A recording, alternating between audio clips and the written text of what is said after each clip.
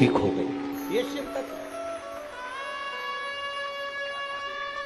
सो दीपिका सचिन राठौड़े, पेंशनपुरा परतवाड़ा की रहने वाली हूं। मेरा नंबर ये है, कहीं बैठी हो तो हाथ हिला सकते हैं। आजा बेटा।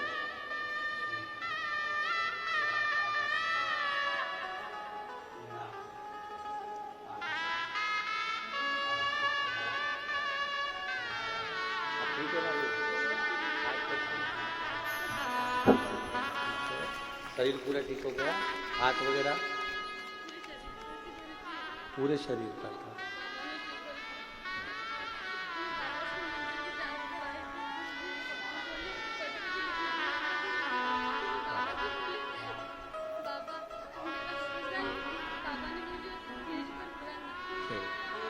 अब ठीक है ना बेटा?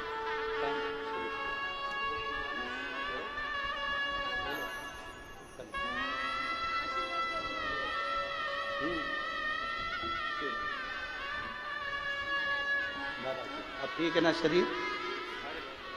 13 वर्ष से सोरायसिस की बीमारी थी, पूरा शरीर खुजाते, पूरे शरीर में थी, और देवाधिदेव महादेव ने आज पूरा शरीर बाबा की कृपा से ठीक हो गया। ये उभरी और खाली ना जाता कोई दर से तुम्हारे, खाली न जाता कोई दर से तुम्हारे, मैं भी खड़ी हो नंदी बाहे पसारे, अपने हृदय से लगा लगा लो कि राजा रहा हो, उठा उठा लो। आप दिल से उसको एक लोटा जल चढ़, आप दिल से उससे निवेदन करो। वो बेटी ने एक लाइन अच्छी लिखी है, प्रतिभा सतीश मसूरकार, हीवर खेड़ा, तेलाहारा, जिला अकोला। इन्होंने एक लाइन अच्छी लिखी है,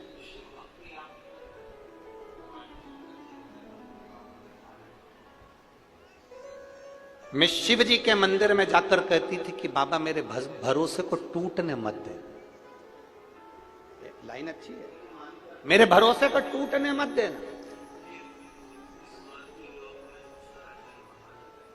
और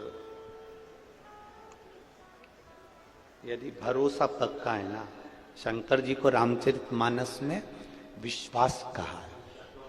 तुलसीदास जी कहते हैं शंकर विश्वास रूपिणो, शिव विश्वास। मेरे जीजाओं, मेरी जीजियों, मेरी बेटियों, मेरे बेटाओं, अगर आपका विश्वास पक्का है ना, अगर विश्वास पक्का है तो ये निश्चित है कि मेरा महादेव तुम्हारी झोली भरने में देरी नहीं करेगा। पक्का भरोसा दृढ़ी रखना, भरोसे को कम मत होने दो। और जो कहते हैं भगवान हमारी नहीं सुनता, उनसे निवेदन करूंगा किसी कथा के पंडाल में बैठकर, जब कुबेरेश्वर धाम से मेरा कुबेर भंडारी कथा वाचने के लिए आया हो, मेरा कुबेरेश्वर धाम से कुबेर भंडारी जब कथा वाचने के लिए आए, उस पंडाल में 7 दिन 5 दिन बैठकर विनती कर कर देखना, अगले पंडाल में तू खुद पत्र लेकर पहुंचेगी कि मेरे बाबा ने मुझे ये दिया है।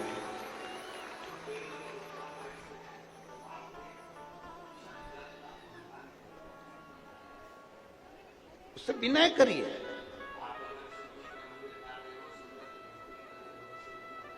अपने भीतर हम बहुत सारे वो जैसे कचरे की गाड़ी होती है, तो कचरे की गाड़ी में अगर कचरा भरा रहे तो कचरा सड़ता है, उससे गाड़ी भी जम के बोलो सड़ती है।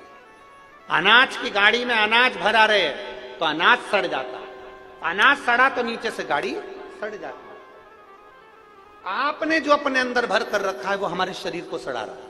आपने कपट भर के रखा है तो वो कपट हमारे शरीर को सड़ा रहा है। हाँ, आपने गंदे विचार भर कर रखे हैं तो गंदे विचार हमको सड़ा रहा है। अहंकार भर के रखा है तो अहंकार हमको सड़ा रहा है। अपने भीतर जो हमने भरा, इसलिए कचरे की गाड़ी को खाली करना जरूरी है, अनाज की गाड़ी को खाली करना जरूरी है, बर्तन में पानी भरा है तो उसको खाली करना जरूरी है, वरना जंग लग जाएगी। प्लास्टिक की बाल्टी होगी तो बाल्टी चिकनी हो जाएगी, पानी भरा रहेगा तो उसमें कई जम जाएगी। इसलिए कपड़ा पानी में पड़ा रहेगा तो वो पानी में कपड़ा भी बेकार हो जाएगा। शास्त्र कहता है खाली करना जरूरी है। डब्बे में भरा है खाली करो, बाल्टी में भरा है खाली करो, कचरा भरा है खाली करो, अनाज भरा है खाली करो, कुएं में पानी भरा है कुएं को भी खाली करना जरूरी है। अगर कुआं खाली नहीं होगा तो पानी बदबू मारने लगेगा, कुएं को भी खाली करना जरूरी है। उसी तरह कुएं को खाली करना जरूरी है, तालाब को खाली करना जरूरी है, अनाज की गाड़ी को खाली करना जरूरी है, कचरे की गाड़ी को खाली करना जरूरी है। तो ये एक बात याद रखना, अपने दिल को भी महादेव के सामने कहकर खाली करना जरूरी है। खाली करो।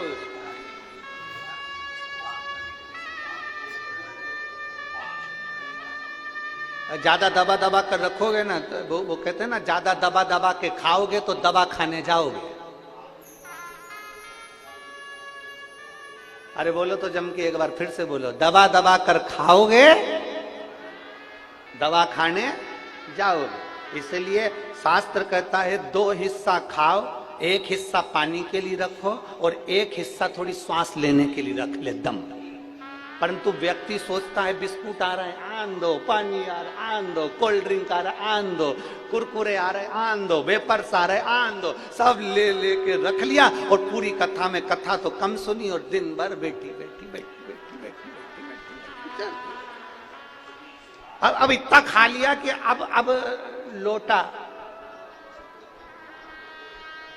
अब इतना खाया तो फिर अब विचार कर रही कहां से निकलूं।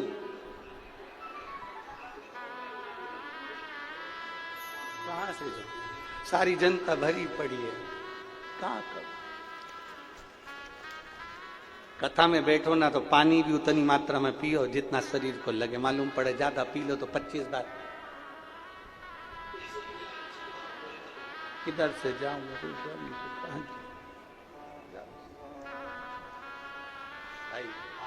जो दवा दवा कर खाता है वही दवा खाने जाता है। इसलिए भीतर अपने अहंकार को इतना मत भर लो, काम को इतना मत भर लो, लोभ तृष्णा आसक्ति को इतना मत भर लो। दबा के भरोगे ना तो फिर दवा खाने तो जाना ही। फिर अंदर इतना भर लिया, उसने मेरे को ये बोल दिया, रखते गए रखते गए रखते गए, उसने ऐसा कर दिया, रखते गए रखते गए रखते गए रखते गए। भीतर एक उत्तर प्रदेश में एक महादेव का मंदिर है, गंगा नदी के तट पर।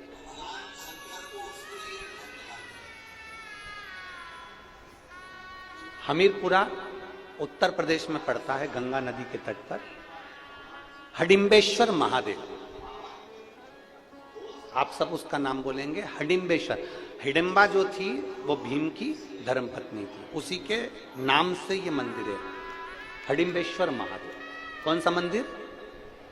जम के बोलो जरा सभी लोग, हडिम्बेश्वर महादेव।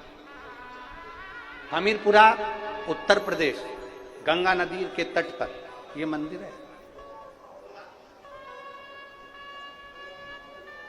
कौन ने निर्माण किया, कौन ने बनाया? अगर हमारे शास्त्रों को उठाकर देखा जाए तो उसमें वर्णन आता है, हडिम्बेश्वर महादेव जब पांडव वन में विचरण कर रहे थे और भीम पहरा दे रहे थे, हडिम्ब की बहन हिडिंबा उसने देख लिया भीम को देखा, पेड़ पर चढ़ के बैठ गई हिडिंबा, भीम को देख रही। सुबह सुबह भीम ने ब्रह्म मुहूर्त में सुबह के समय पर स्नान करा, एक शिवलिंग का, पार्थिव शिवलिंग का भीम ने निर्माण करा। पेड़ों की पत्ती तोड़कर भीम लाया और उस शिवलिंग पर समर्पित कर दिया। हिडिंबा देख रही, हिडिंबा देख रही।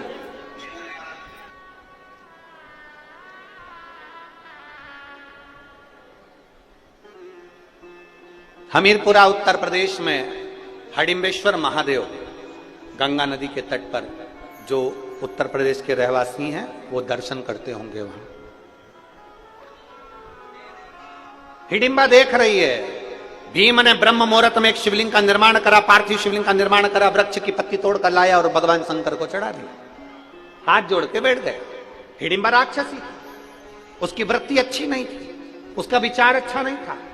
वो तो भीम को खाने को आई थी, वो भीम को मारने के लिए आई थी, पांडवों के प्राण लेने के लिए आई थी, प्राण ग्रहण करने के लिए, प्राणों को नोचने के लिए आई थी, वो समाप्त करने के लिए आई थी। पर वो हिडिंबा बैठ गई पेड़ पर, वृक्ष पर, भीम को देखती रही।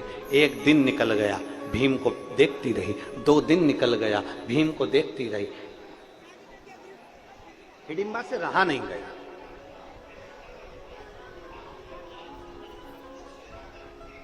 हिडिंबा से रहा नहीं गया।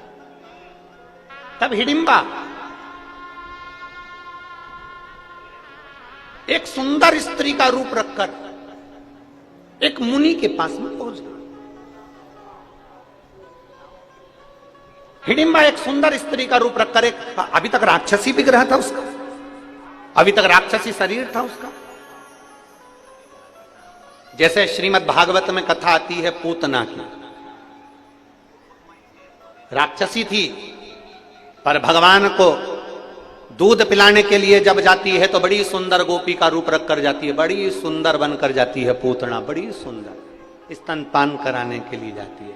उसका नाम था पूतना, जो घर में पूत ना रहने दे, उसका नाम पूतना था। बड़ी सुंदर,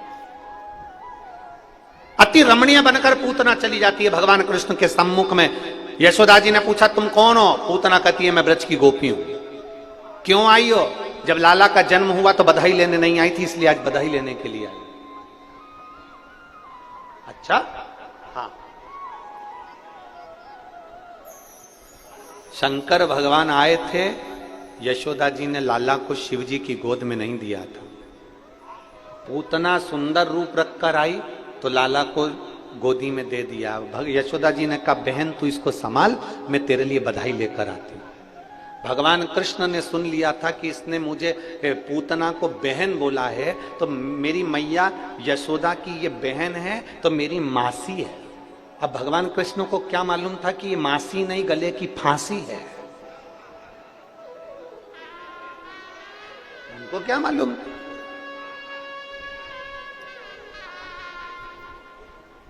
अब क्या करा भगवान कृष्ण ने? ये हिडिंबा का चरित्र चल रहा है, उसमें अपन समझे जरा पूतना का चरित्र। पूतना ने क्या करा? भगवान कृष्ण को दूध पिलाना प्रारंभ करा, क्योंकि विष स्तनों में विष लगाकर लेकर आई थी। दूध पिलाना प्रारंभ करा, और भगवान भी बड़े चतुर, भगवान भी बड़े चतुर। और भगवान ने पूतना के दूध को पीना प्रारंभ करा। पूतना जब तक दूध दे रही थी, स्तनपान करा रही थी, तब तक भगवान ने पिया।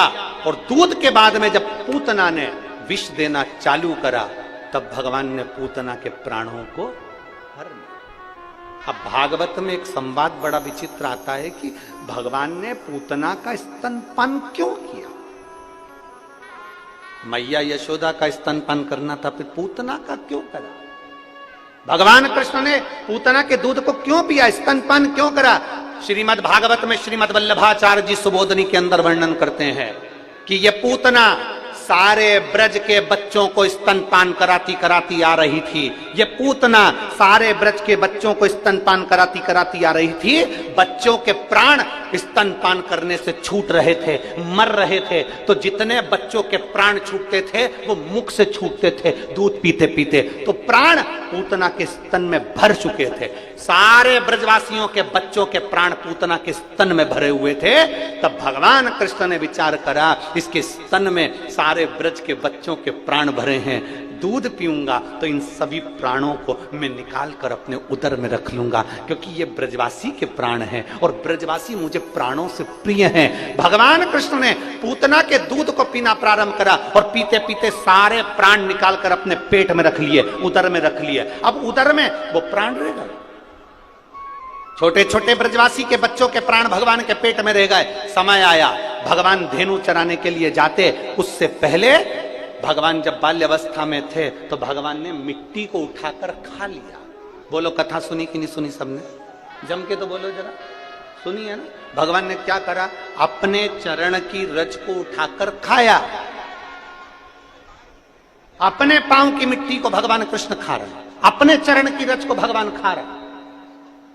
अब दुनिया के लोगों ने कुछ भी बोला हो कि चरण की रज क्यों खाई, माता को ब्रह्मांड का दर्शन कराना था, पृथ्वी का दर्शन कराना था, पूरे विश्व का दर्शन कराना था, पर भगवान कृष्ण से कोई पूछे कि तुमने ब्रज की रज अपने मुख में क्यों खाई, तब भगवान कृष्ण का वाक्य रहेगा, जिन ब्रजवासियों के प्राण पूतना ने हरे थे उनके प्राण मैंने स्तन में से निकाल कर अपने पेट में रखे थे। ये बाहर के ब्रजवासियों का उद्धार तो मेरे चरण की रस से हो जाएगा, पर जो अंदर ब्रजवासी पड़े हुए हैं इनका उद्धार कैसे होगा? तब भगवान ने अपनी चरण की रज खुद खा ली और अंदर बैठे हुए जीवों का कल्याण कर, अपने चरण की रज स्वयं पाए।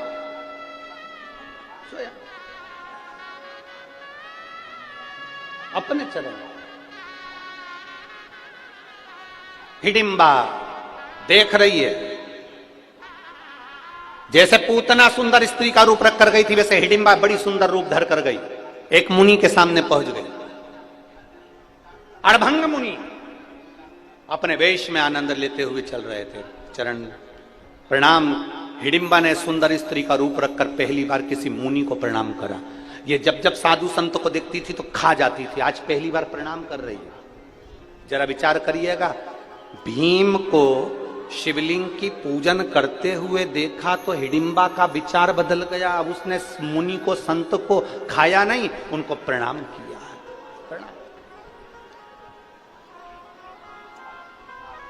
लोग कहते हैं इतने सारे लोग कथा में आते हैं, क्या सबका मन बदल जाता है? हम कहें नहीं बदलता, थोड़ा बहुत तो असर आता होगा। थोड़ा बहुत भी अगर असर आ गया ना शंकर की भक्ति का तो बहुत है, उतना धीरे धीरे धीरे धीरे रमता जाए।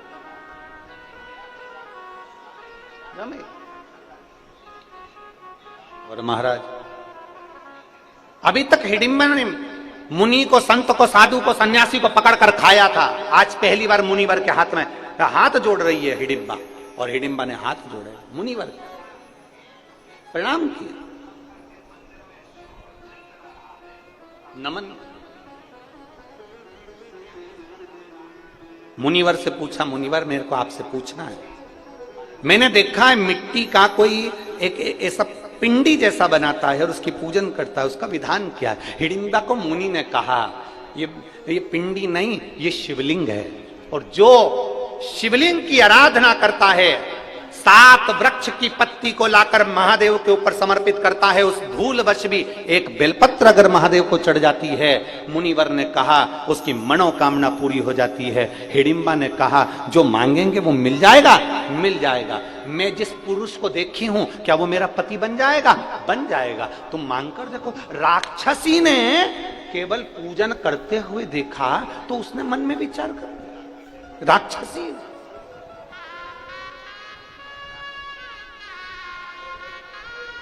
आपको अगर शंकर के मंदिर में जाता हुआ कोई देखे और मंदिर जाना चालू कर दे, समझ ले उसका कल्याण होने वाला है। आप शंकर की कथा में जा रहे हैं और कथा में जाते हुए, शिव महापुराण के महत्तम में लिखा है, जब कोई नारी, पुरुष, बच्चा, बूढ़ा, कोई भी शिव पुराण की कथा सुनकर जब वो अपने गांव में जाता है तो गांव में जो उस मनुष्य का, उस पुरुष का मात्र दर्शन कर लेते हैं तो उनके पितृ भी पार उतर जाते हैं। इतना वर्णन शिव पुराण में लिखा है। शिव महापुराण में लिखा है, श्री शिवाय, जम के बोलो जरा, श्री शिवाय नमस्तुभ्यम। बोलने वाले के मुख का मात्र दर्शन कर ले तो 71 पीढ़ी में करे हुए सारे पाप छिन्न हो जाते हैं और जीव तीर्थों के दर्शन का फल पा लेता है। उसका मुख का दर्शन, उसके केवल मुखाग्रविंद का दर्शन। अब इतने सारे आप लोग हो, श्री शिवाय नमस्तुभ्यम बोल कर जाते हो, लोग आपका दर्शन करते होंगे, मुख देखते होंगे, आपका चेहरा देखते होंगे, आपका स्वरूप देखते होंगे, कितनों का कल्याण कर देते हो, कितनों का। महाराज इसीलिए आप लोगों से कहते हैं, हम प्रार्थना करते हैं कि शिव के सिवा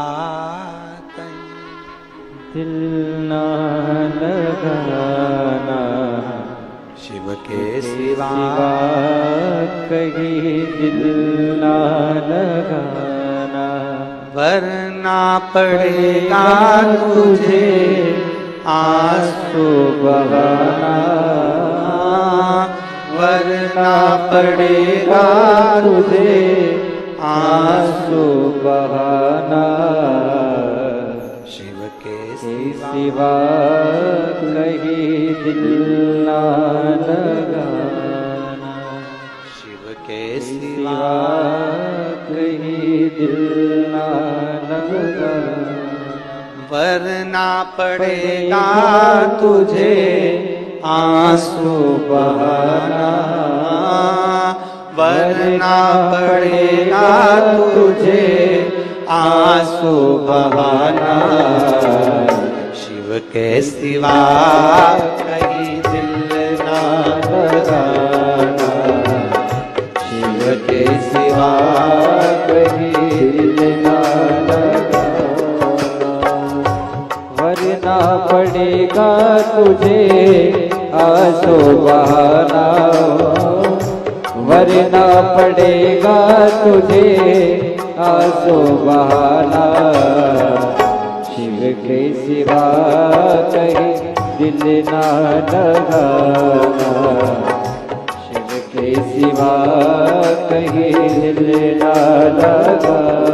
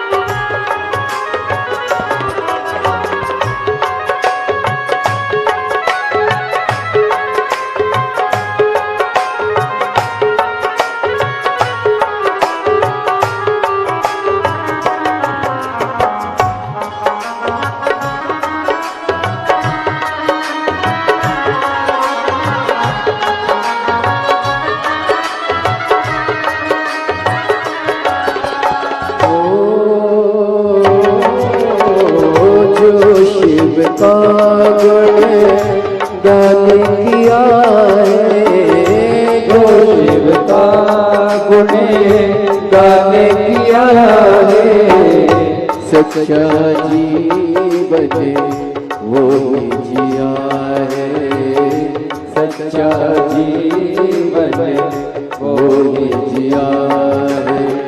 जो शिव का गुण गाने किया है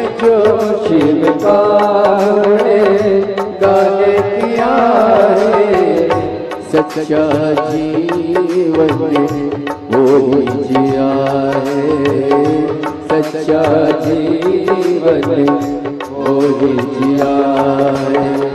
सुमिरन के बल से तुझे, सुमिरन के बल से तुझे मुक्ति है पाना, शिव के सिवा कहीं दिल ना लगाना, शिव के सिवा कहीं दिल ना लगाना।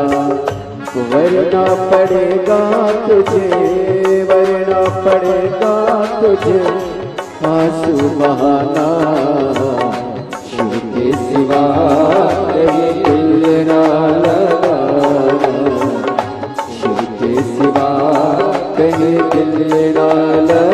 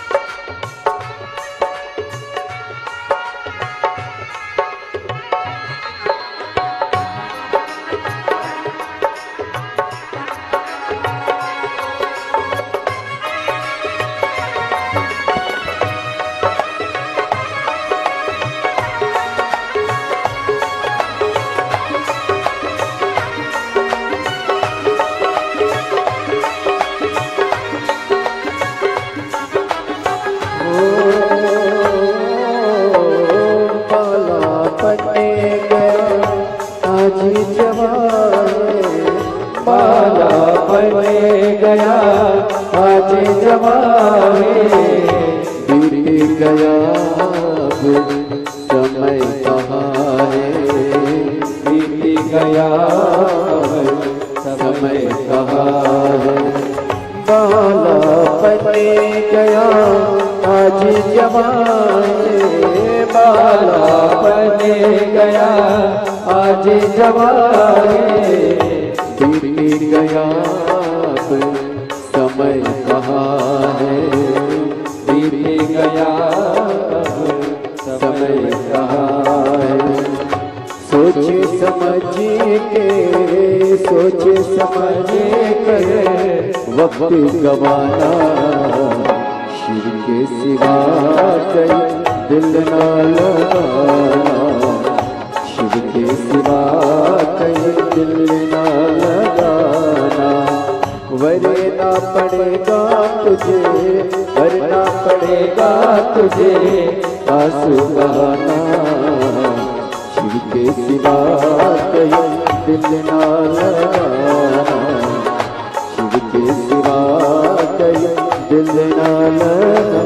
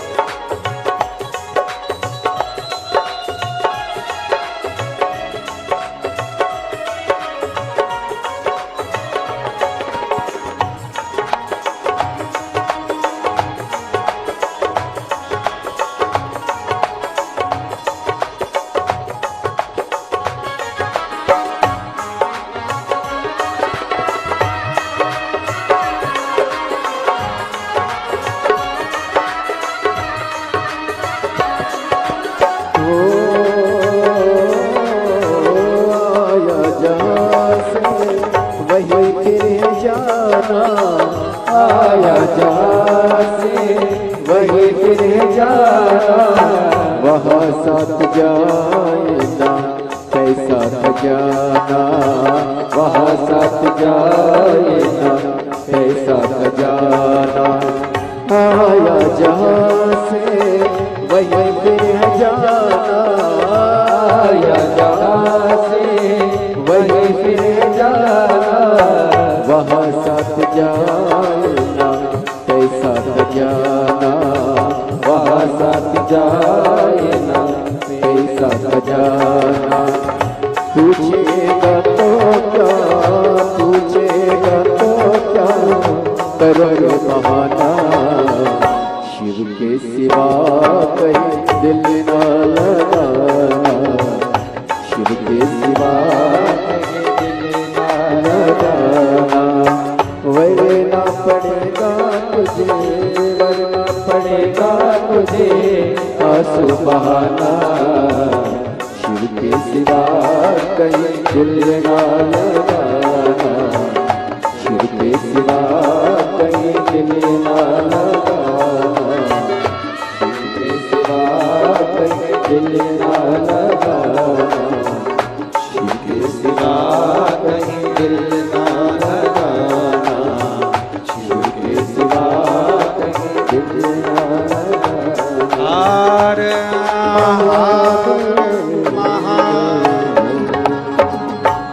अपने स्थान पर बैठकर भगवान देवाधिदेव महादेव से अपने मन की बात बड़े भावों के साथ दिल से बाबा से प्रार्थना करिए।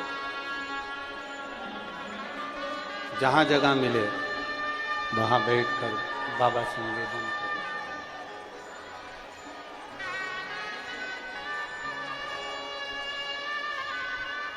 बहुत ज़्यादा संख्या में आप लोग आए हैं। निवेदन है धूप में ना बैठें, प्रयास करें पेड़ों की छांव में चले जाएं, गाड़ियों की छांव में बैठ जाएं, या कोई चादर या छाते हों तो वो लगा कर बैठें।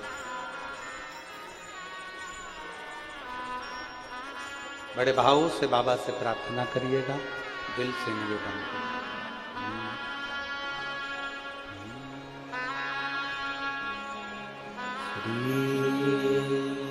शिवाय नमस्तु श्री शिवाय नमस्तु श्री शिवाय नमस्तु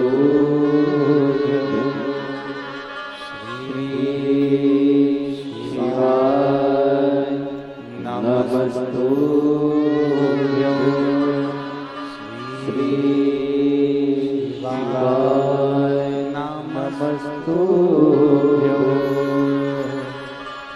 भोला सब दुख का तुम्हारा, ओ भोला सब दुख का तुम्हारा। शंकर जपू तेरी माला, भोले बाबा जपू तेरी माला, भोला सब दुख का तुम्हारा, ओ भोला सब दुख का तुम्हारा। देश में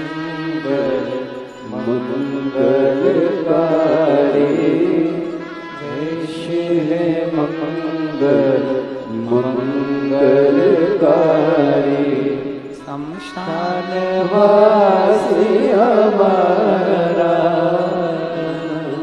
शमशान वासी हमारा ओ भोला सब दुख का ओ भोला सब दुख का भगवान देवते महादेव का चरित्र कह रहा है, शिव कथा कह रहे, भाव की निर्मलता से परमात्मा की प्राप्ति।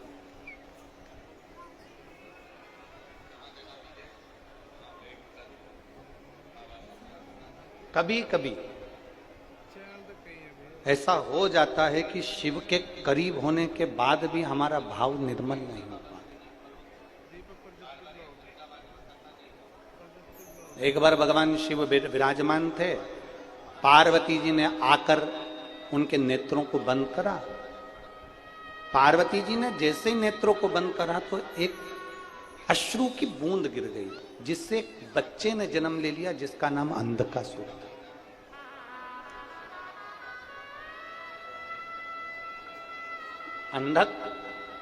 अंधकासुर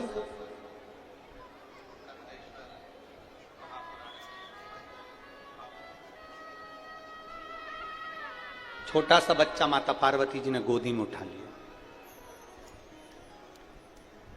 शंकर भगवान ने पूछा, पार्वती ये कौन है? पार्वती जी कहती है, मैंने जब आपके नेत्र बंद करे तो ये बच्चे ने जन्म लिया आपके आंसू से, आपके अश्रु से।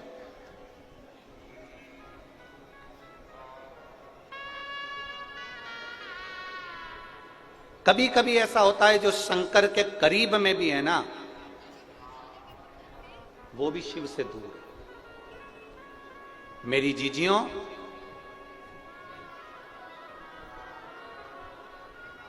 कुछ बातें ऐसी होती है जो हम व्यासपीठ पर भी लेकर नहीं आते।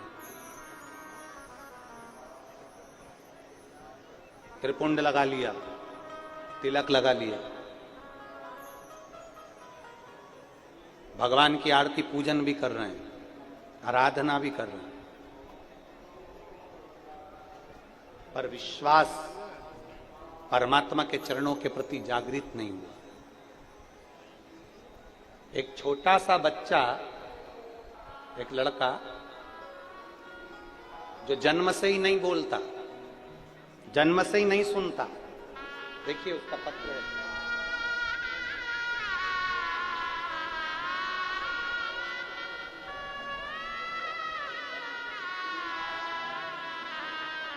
उसका एक सर्टिफिकेट भी लगाया गया है, जो जन्म से ही ना सुनता है ना बोलता है, उसका साथ में लगाया गया है।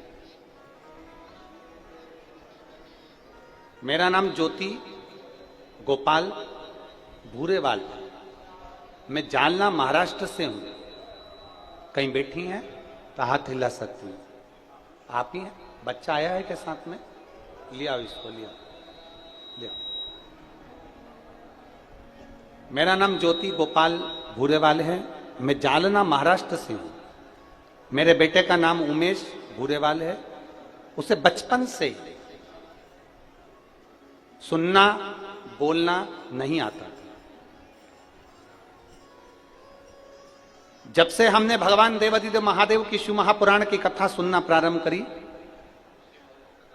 बेटे को एक बार कान में मशीन भी फिट करवाई तो भी वो सुन नहीं पाता था, बोल नहीं पाता था। बचपन से ही उसका ये क्रम था। हम बड़े परेशान हो गए, बच्चे का जीवन क्या करा। एक महिला को मंदिर जाते हुए देखा तो हमने उनसे पूछा, आप कहां जाती हो रोज जल लेकर? तो कहीं शिव जी के मंदिर। हमने भी अपने बच्चे के लिए शंकर जी के मंदिर जाना चालू किया और शंकर जी को जल चढ़ाते और उन पर चढ़ी हुई बेलपत्र लाकर अपने बच्चे को दे देते, पानी चढ़ा हुआ लाकर अपने बच्चे को पिला देते। गुरुदेव, जिस बच्चे के लिए डॉक्टर ने भी प्रमाण दे दिया बोल नहीं सकता, सुन नहीं सकता, आज मैं बाबा के सामने छाती ठोक कर कह सकता हूं कि मेरा बच्चा शिवजी पे चढ़े हुए जल को और बेलपत्र से सुनना भी चालू करा और बोलना भी चालू करा।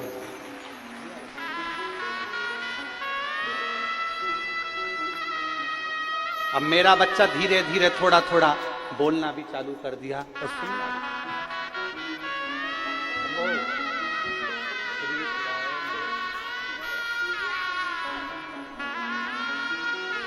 कार्डलेस दे, कार्डलेस दे।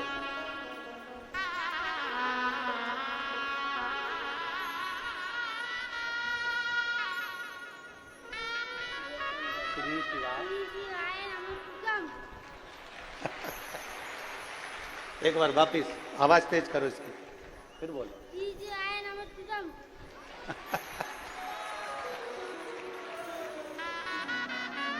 कम बोलो।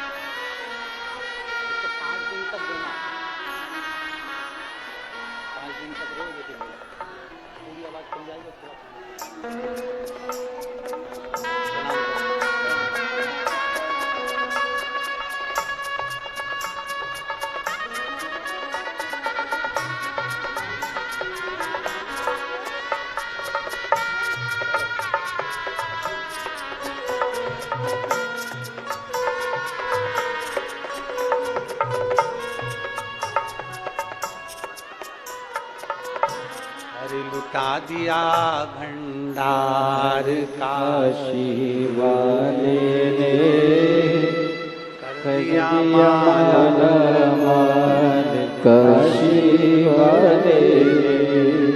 शिव है, उसका प्रमाण पत्र लगा है जिसमें उसकी वाणी और उसकी श्रवण शक्ति बचपन से नहीं है। ओघड़ दानी है। कोई हमसे पूछे तुम्हारी शिव पुराण में है क्या, हम कहते हैं एक बार दिल से सुनकर तो देख, तब मालूम पड़ेगा कि शिव पुराण में है क्या। क्या देता? एक पत्र और है। मेरा नाम कोमल कुणाल हाटेल है। मेरा नाम कोमल कुणाल हटेल, परतवाड़ा 8वाड़ी बाजार पेंशनपुरा से हूं। कहीं बैठी हो आती है? आ जाओ, एक बेलपत्र ले जाना, आ जाओ। मेरा नाम कोमल कुणाल हाटेल, मैं परतवाड़ा 8वाड़ी बाजार पेंशनपुरा से हूं। भोले बाबा का मैं क्या गुणगान करूं गुरुदेव। मेरी छाती में दर्द हुआ, मालूम पड़ा सोनोग्राफी में कि गठान हो गई। जब छाती में गांठ हुई, डॉक्टरों ने उसकी जांचें प्रारंभ कर दी और जांच करने पर मालूम पड़ा कि वो गठान कैंसर की है। जब गठान कैंसर की थी, जांच बाहर भी गई और सारी जांचें होकर आई तो मालूम पड़ा कि मुझे छाती में जो गठान हुई थी वो कैंसर की गठान। खूब रोई मैं, सोचने लगी कि अब जिंदगी क्या बची, क्या करूं। गुरुदेव, एक बार केवल मोबाइल पर आपकी कथा थोड़ी सी किसी ने भेजी थी और वो मैंने सुनी, मेरा विश्वास हो गया।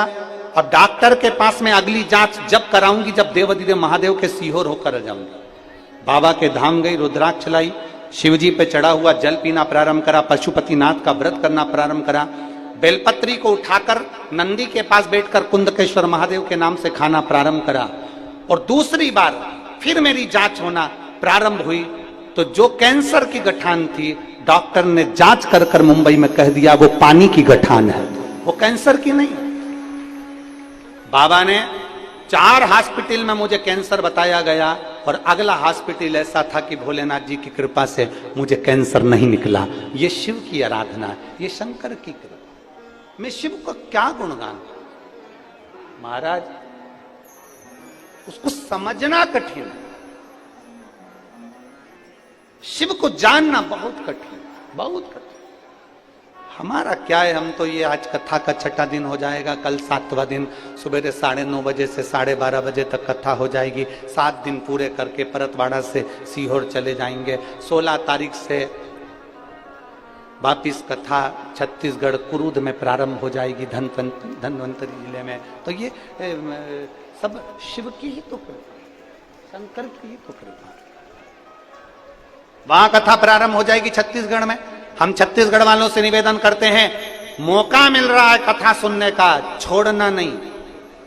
2 बजे से 5 बजे तक कथा सुनने को मिलेगी, आप आनंद लो उस कथा को। और आपसे भी कहते हैं, टीवी पर कथा आए ना, तुम्हारा मन लगे ना लगे, चित्त लगे ना लगे, तुम्हारा मन है कथा सुनने का नहीं है, तो भी अपने घर की टीवी को चालू कर रखो। कम से कम शिव पुराण का थोड़ा सा शब्द आपके घर में पहुंचेगा, तो घर में भी अगर कुछ तकलीफ होगी तो बाहर नहीं। इतनी करोड़ों लोग, लाखों लोग एक साथ में जब श्री शिवाय नमस्तुभ्यम बोलते हैं, तो आधी ऊर्जा तो वैसे ही प्रबल हो जाती है। ना जाने कितने रोग, ना जाने कितनी तकलीफें समाप्त हो जाती है। मेरी जीजियों, पत्र तो इतने हैं कि हम उसको पढ़ नहीं सकते। वो तो जो पढ़ाई में आ जाते हैं 2-4 आपको बोल देते, नहीं तो इन पत्रों की संख्या नीचे रखने की जगह नहीं है, इतने पत्र हैं, इतना पत्र इकट्ठा हुआ।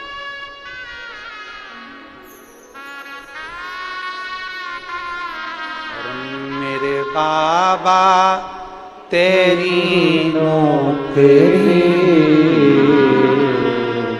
सबसे बढ़िया है, सबसे करीब हो। मेरे बाबा तेरी नौकरी सबसे बढ़िया है, सबसे करीब। जब से तेरा गुलाम हो गया, तब से मेरा भी नाम हो गया। जब से तेरा गुलाम हो गया, तुमसे मेरा भी नाम हो गया। वरना बात क्या थी मेरी, वरना बात क्या थी मेरी।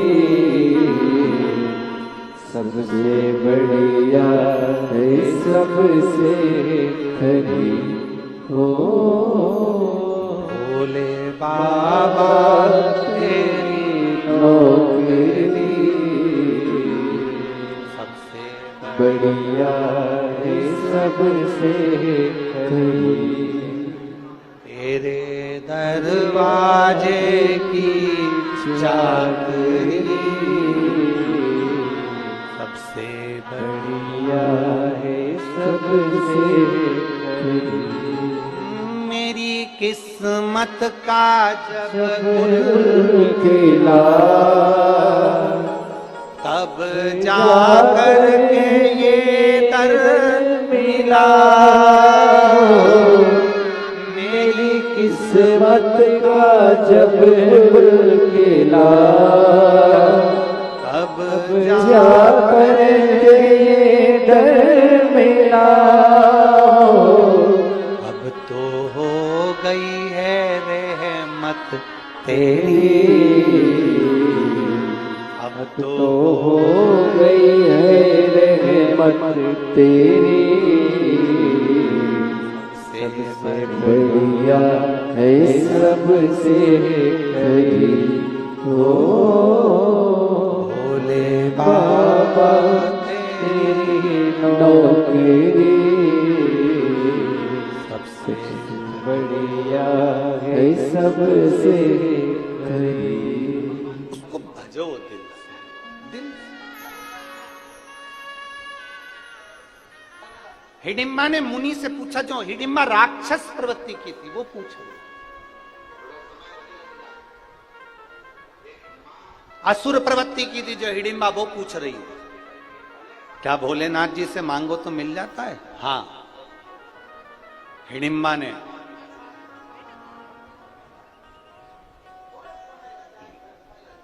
एक शिवलिंग की स्थापना करी। अखंड हिडिंबा वहां बेड, अखंड,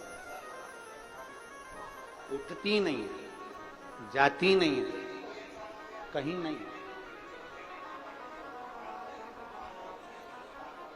कहीं नहीं जाती है, केवल भजन में लीन। हिडिंबा ने एक नियम बड़ा प्रबल बनाया।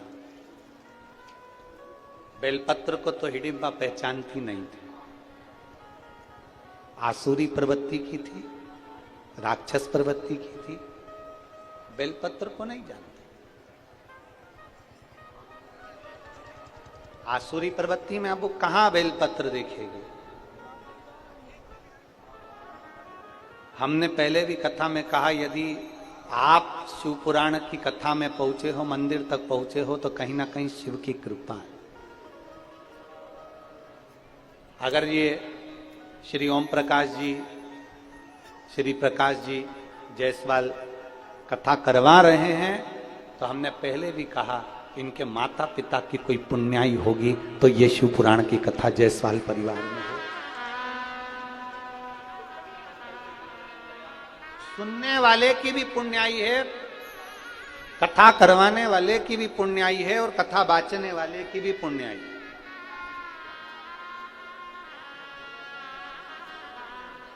पर उसमें सबसे प्रबल पुण्याई है यजमान परिवार की और एक आपकी।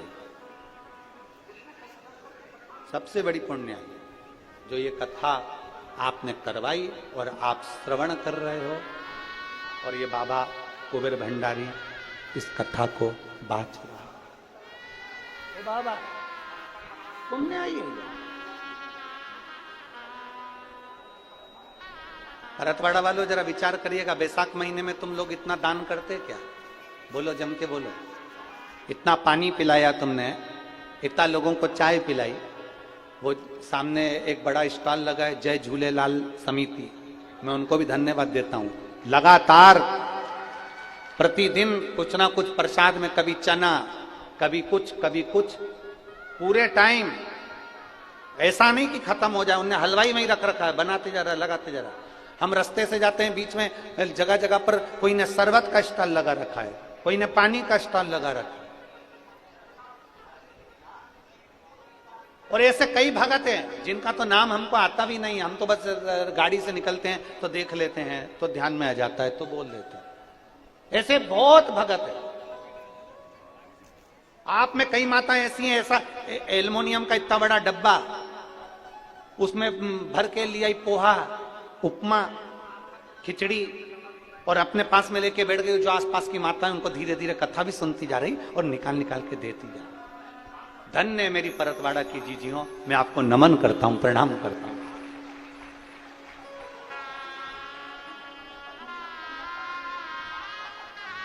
और ये खाली नहीं रहेगा तुम्हारा, जो तुमने जो भंडार लुटाया है ना, लोगों को जो खिलाया है, लोगों को जो दिया है ना, ये खाली नहीं रहेगा,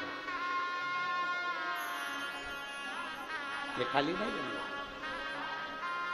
हमारे बीच में माननीय विधायक श्री रवि जी राणा जी पधारे हैं, जिन्होंने अमरावती में बहुत सुंदर शिव महापुराण कथा का वाचन करवाया और जनमानस में एक प्रेरणा दी है। आपका दिया गया, आपका खिलाया गया खाली नहीं जाने वाला। ये पुण्य आपके साथ में, ये पुण्य आपका है।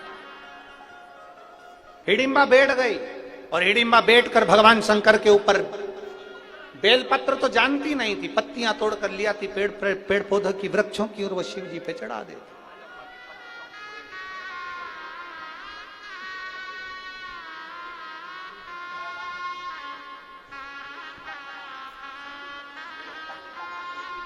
और हिडिंबा लगी भगवान शंकर की आराधना करने। हिडिंबा भगवान शिव की आराधना में डूबने लगी।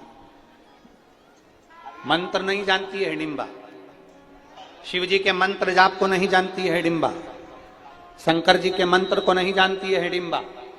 बस पत्तियां तोड़ती है, शंकर जी को चढ़ा देती है और बैठी है। केवल पत्ती को तोड़ने के लिए, पत्तियों को लेने के लिए जाती है, उसके सिवाय वो कहीं नहीं जाती, शंकर जी के सामने बैठी रहती है। अब जिस मुनि ने उसको बोला था कि जो मांगोगे मिलेगा, वो विश्वास पक्का था हिडिंबा का कि जो मांगोगे मिलेगा। जैसे आपका विश्वास पक्का है, आपका भरोसा पक्का। आप कथा पर विश्वास करते हो ना कि मैंने सुना है शंकर सुनता है, एक लोटा जल चढ़ाएंगे वो सुनेगा, बेलपत्र चढ़ाएंगे सुनेगा, बेलपत्र खाएंगे रोग मुक्त होगा, तकलीफ मेरी मिट जाएगी। ये आपने सुना है, आप सुनते हो तो विश्वास जागृत होता है, विश्वास जागृत होता है तो शिव सुनता है, करता है।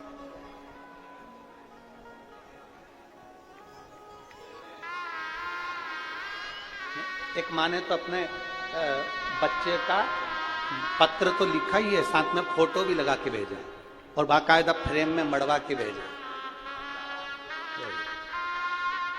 और लिखा है बड़े मिश्रा जी और छोटे मिश्रा जी, फ्रेम में जड़वा के भेजा। और उसने पत्र में लिखा है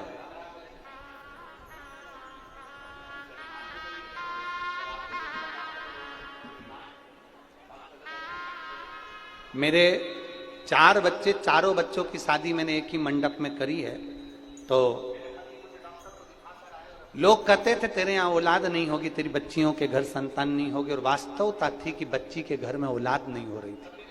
कई साल निकल गए, तब आखिरी में सब जगह डॉक्टरों को दिखाना बंद कर दिया। फिर हमने पशुपति व्रत करा और बाबा की कृपा से जो बच्चे का सुख नहीं था, बाबा ने ऐसी कृपा करी कि 5वां व्रत पूर्ण हुआ और मेरी बेटी के घर में संतान की प्राप्ति हुई।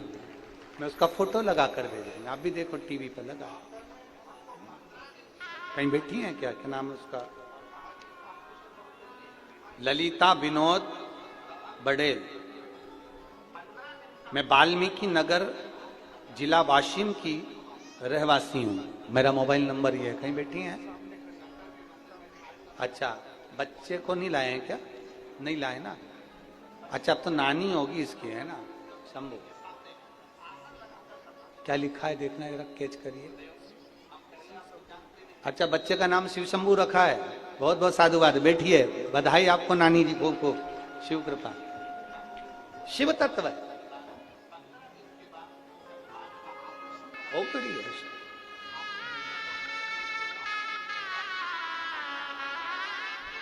आप करो दिल से आराधना, आप करो दिल से पूजन, वो सुनेगा। वो महादेव है। हिडिंबा बैठ गई, पत्तियां तोड़कर लाती बैठ जाती, शंकर जी पे समर्पित कर देती। भगवान भोलेनाथ ने ये नहीं देखा कि तूने क्या चढ़ाया, भोलेनाथ जी ने ये नहीं देखा कि तेरा वस्त्र कौन सा है, भोलेनाथ जी ने ये नहीं देखा कि तू पकवान क्या लाया है।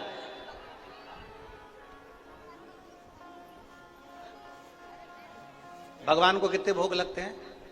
अरे जम के तो बोलो। लोग लिखते हैं 56 भोग लगते हैं। कितने भोग लगते हैं? महादेव को नहीं, मेरे ठाकुर जी को, मेरे राम जी को, मेरे नारायण को, मेरे गणेश जी को, सबको कितने भोग लगते हैं? 56। शिव महापुराण की कथा में बाबा देवाधिदेव महादेव माता पार्वती जी को बड़ा सुंदर एक उपदेश दे रहा है।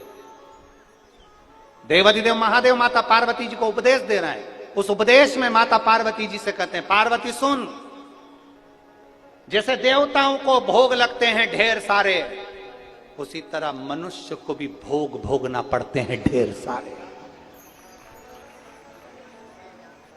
इस मानव शरीर को भी भोग भोगना पड़ते हैं। कई दुख जिंदगी में आते जाते हैं, आते जाते हैं, भोगना। परंतु शंकर जी कहते हैं, पार्वती, उन भोग भोगने में भी जो मुझे याद रख लेता है, मैं उसके दुख को समाप्त करता हूं। उसके दुख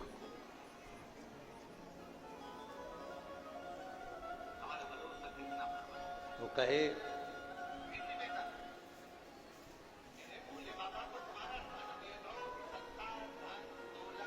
अरे मेरा ये भरोसा कहीं टूट न गया।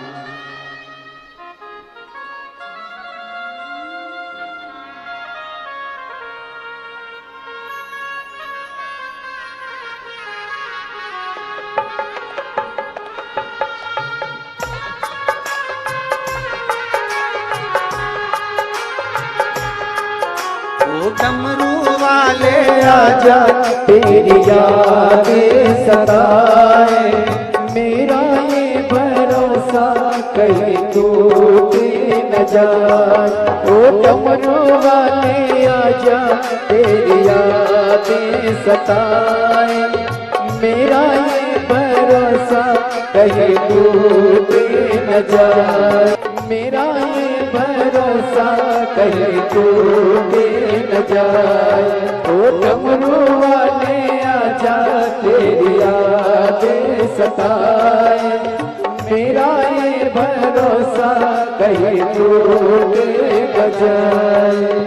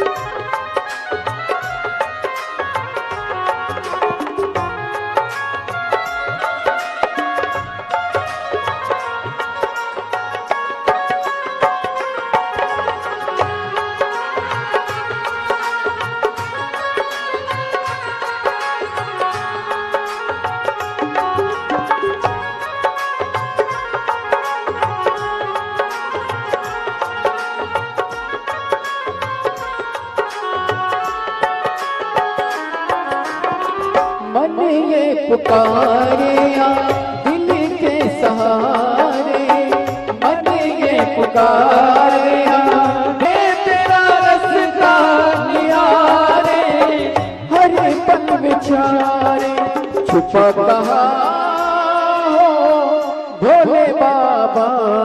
ओ डमरू वाले आजा तेरी याद सताए, मेरा ये भरोसा कहीं टूटे न जाए।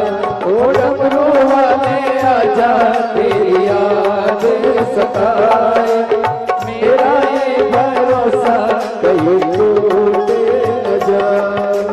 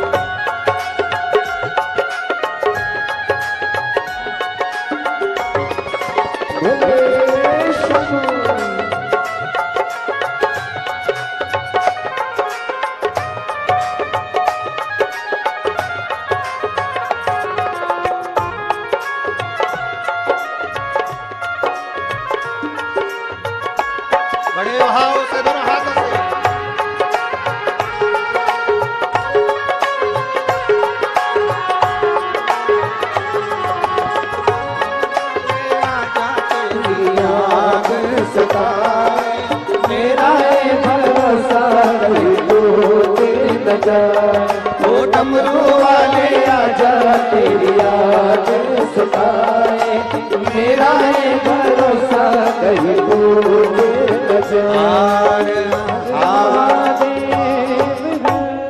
अपने स्थान पर बैठकर भगवान देवाधिदेव महादेव से अपने मन की बात बड़े भाव के साथ दिल से प्रार्थना करेंगे, आनंद से बाबा से कहेंगे।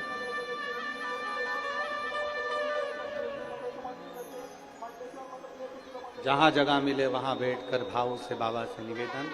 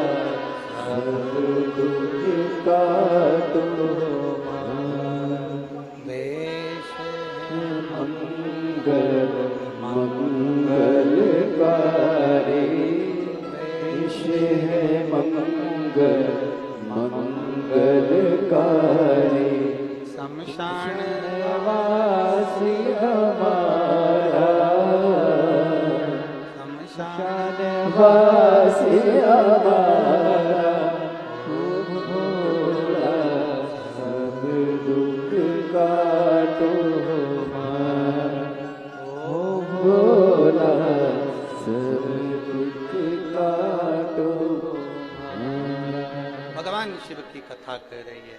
हिडिंबा ने भगवान शंकर से जो मांगा शिव ने दिया, ना मंत्र ना साधना, बस दिल से बाबा को बेलपत्र की जगह पत्ते भी चढ़ाए तो स्वीकार करा। आखिरी में हिडिंबा ने मांगा शिव जी से भीम था, भीम मिला और पति के रूप में। कुछ शिव के करीब होकर भी करीब नहीं हो पाते, जैसे अंधकासुर। अंधकासुर भगवान शंकर के नैन अश्रु से प्रकट हुआ। पार्वती जी कहती हैं मेरा पुत्र है, शंकर जी कहते हैं इसको पानी में फेंक दे समुद्र के अंदर, ये तेरा पुत्र नहीं। नेत्र बंद करने के बाद प्रकट हुआ है, फेंक दे।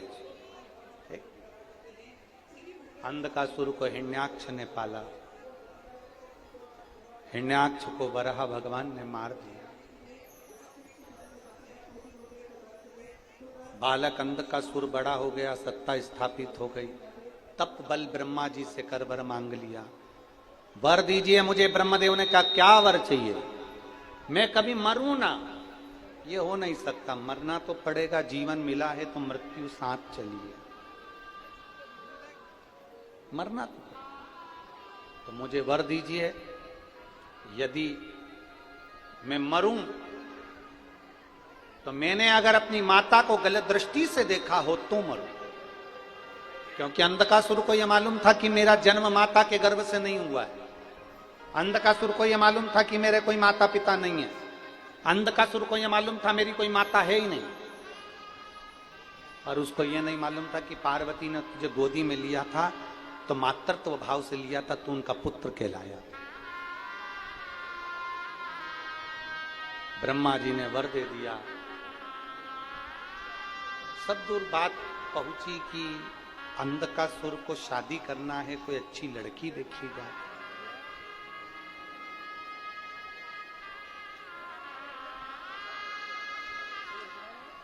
कोई अच्छी पुत्री देखी, मालूम पड़ा जो अच्छी पुत्री थी वो तो शिव जी लेकर क्रोधा। जाओ शंकर भगवान की उस धर्म पत्नी को, पार्वती को मेरे लिए लेकर। कोई जाने को तैयार नहीं हुआ, तब अंधकासुर स्वयं गया। जो माता पार्वती जी को देखा, देखते से ही उनको लेने के लिए, हाथ पकड़ने के लिए जागरूक हुआ। पार्वती मैया को क्रोध आ गया। ब्रह्मा जी ने कहा था अगर तुम अपनी माता को गलत दृष्टि से देखोगे तो तुम्हारे प्राण चले जाएंगे। शिव महापुराण की कथा कहती है संसार की सारी माताएं घूम रहे चोर पंडाल में। जब कोई पुरुष पर नारी को गलत भाव से देखता है तो वो अपने पूरे कुल को डुबो देता है। जैसे लंकाधिपति रावण ने माता जानकी को गलत भाव से देख लिया था, पूरा कुल डूब गया था। पूरा गलत भाव से देख।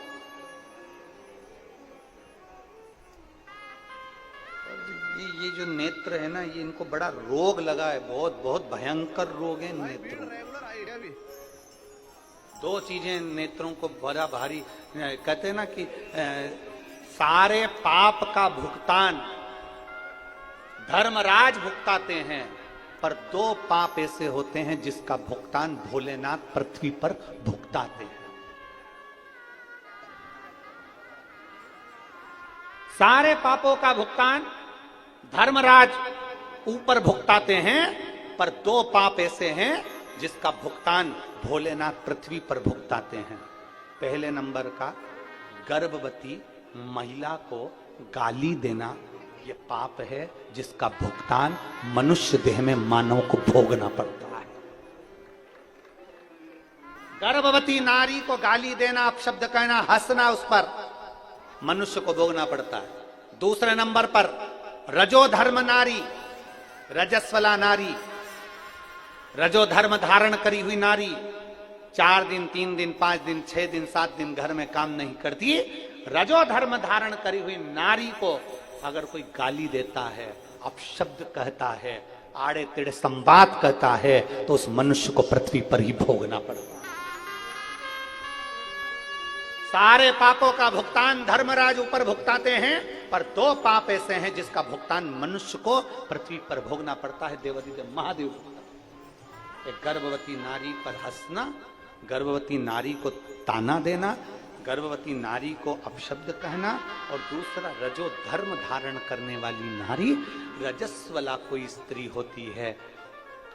हम तो देवरानी जेठानी जितनी भी होती हैं, इनसे हम हमेशा अपनी कथा में कहते हैं, देखो सासू से भी कहते हैं, बहुओं से भी कहते हैं, घर में अगर तुम्हारी देवरानी रजस्वला धर्म से है और जेठानी को ज्यादा काम करना पड़ रहा है, तो जेठानी से निवेदन है कि कभी भी देवरानी को उस रजो धर्म के समय पर अपशब्द मत कहना।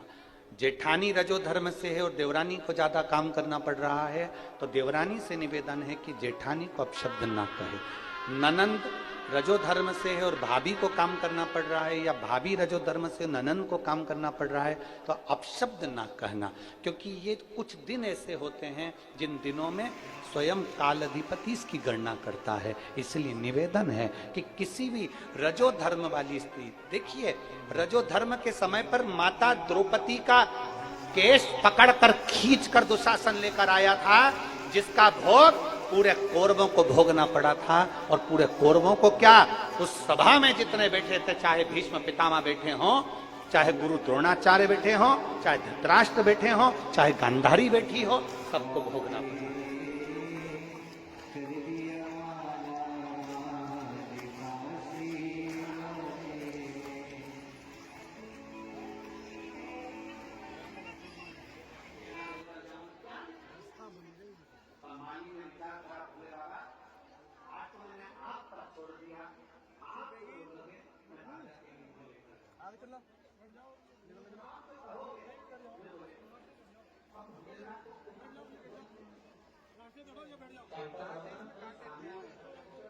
खालू बदरी खालू भाई काट काटो